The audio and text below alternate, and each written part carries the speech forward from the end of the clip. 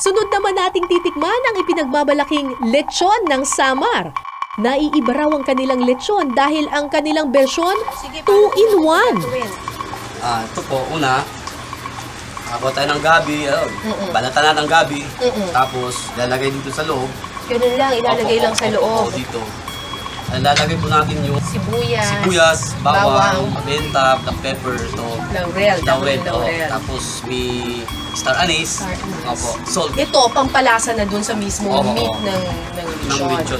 Tanglad po. Okay, tanglad din sa amin. Ito, sibilino, yung onion ring. Sibilino ang tawag dito. Dito sa Calbayog Samar, meron silang ibang version ng lechon. Yung lechon baboy nila, merong lechon manok sa loob. Kakaiba. So, itong lechon na to, nilagyan na natin ng tanglad, ng gabi, ng kamote, at lahat ng mga pampasarap. Pero hindi pa yan enough. Ang gusto ng mga taga-Calbayog Samar, lagyan pa ng manok sa loob. Yan. Bakit nyo po nilalagyan ng manok yung lechon baboy? Kasi customer po nag-request mas malasa daw yung manok na nilalagay sa loob ng lechon.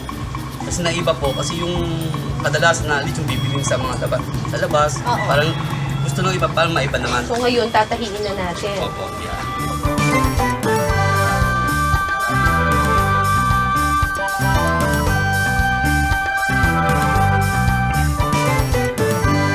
So ang mangyayari ngayon dito, yung natural na mga oils and flavor at lasa ng baboy, hahalo siya doon sa kamote, sa gabi, at doon sa manok.